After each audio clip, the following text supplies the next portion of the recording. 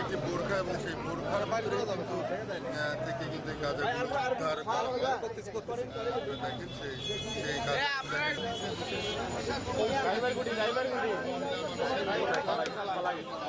দেখেন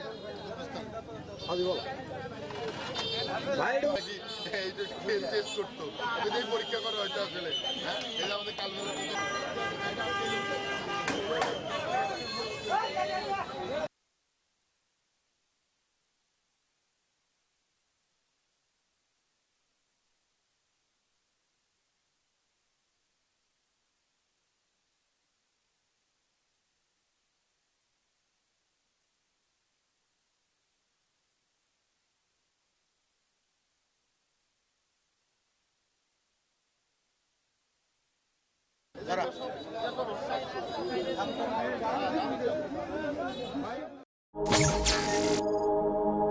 news Times, সত্যের প্রত্যয়ে আমরা।